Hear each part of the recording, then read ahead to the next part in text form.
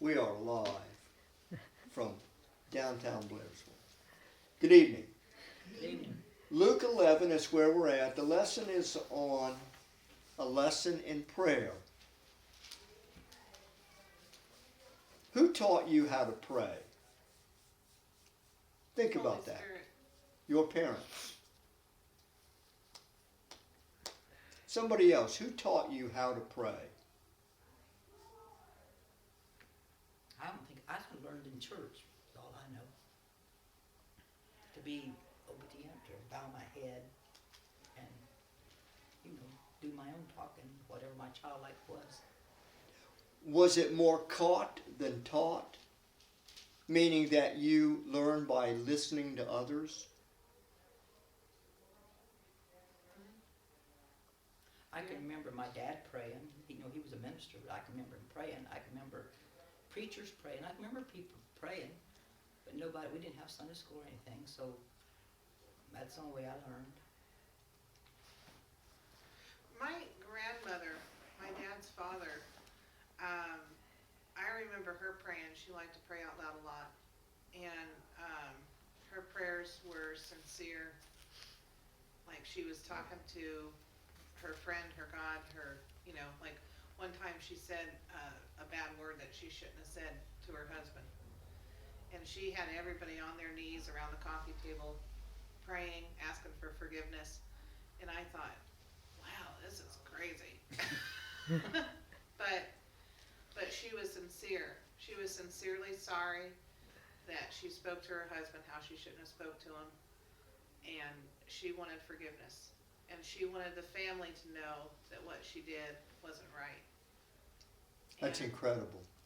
And so, like you said, maybe it was more caught than taught.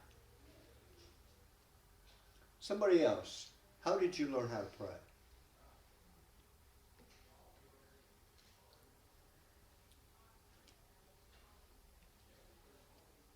It just happened. Somewhere along the way, you learn from being exposed to church, because we always pray in church, or Sunday school, or Vacation Bible School. You're around it, or you hear other people praying, and you learn, bow your head, be quiet. Quit fiddling with the hymnal. Be still.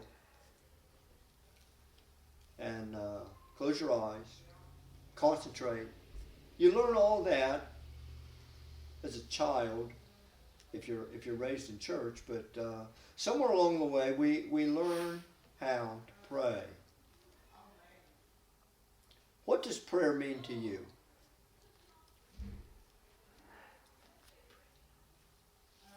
I'm going to go close that door. But you think about that. What does prayer mean to you?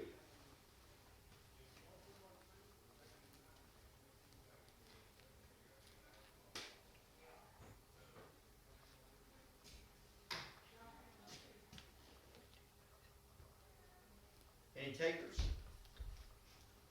Yeah. To me, it's just simply talking to God. It's simply pouring my spirit, my heart, desires out to Him. It's praying for me means hoping. Hope, faith that God will answer my prayers and help me that I need help when I am in need of help. I just talk to God like I'm talking to you. Good. I'm glad. I'm glad, Eva. We don't need special words to talk to God. We just talk to Him. We talk to anybody else, but with reverence and humility. The book of Psalms is really a lot of prayer. We call it the Jewish hymnal because they sang those. We don't have the music, but we have the lyrics, and they sang the Psalms.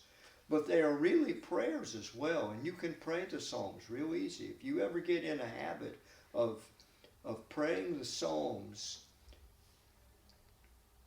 you find yourself identifying with David more than you think. Mm-hmm. I mean, that's very earthy and raw. That's right down where we live. David was not using religious words. He was pouring out his heart, his brokenness, his devastation in his life, and it's just very real. And that's how we should pray. Luke 11 tells us that there was a day when one of the disciples came to Jesus and said, Lord, John the Baptist taught his followers how to pray. Would you teach us how to pray? And Jesus gave them what we call the model prayer or the Lord's Prayer. Here in Luke 11, we find it. As I am prone to say, and you've heard me say it before, they watched Jesus do miracles, and yet we never read that they said, Lord, teach us how to do miracles. They watched him turn water to wine, but we never have any written record where they said, Lord, we'd really like to learn how to do that. We could make some money on the side here. They never said, teach us how to curse fig trees. Teach us how to debate the Pharisees and win. They never said, Lord, teach us how to open the eyes of the blind. But when he prayed, and they listened and they watched, they said, Lord, would you teach us how to pray? And Jesus gave them what we know as the model prayer here in verse 2 through 4, the Lord's Prayer. When you pray, say. And we take this to believe that it's not just for the disciples and not just for that day and that moment, but he gave us a model. Let your prayer be structured like this. And he took them through a prayer that's very short, really. It's not a long prayer, it's a short prayer. We recite it every Sunday morning in our service. But because Jesus said it, I think it's important. I think anything Jesus said is important.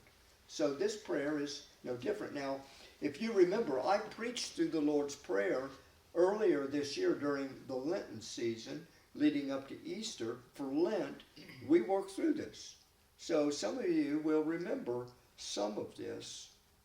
The companion to this is in Matthew chapter 6. So if you got one hand, put it at Luke 11, and take the other hand and put it at Matthew 6. Now, for those of you that's working off of an iPhone, that gets real complicated. If you're turning the pages, you can do that. But you need to be able to look at these two passages. They're companion passages. I sometimes wonder why it took the disciples this long to say, Lord, teach us how to pray.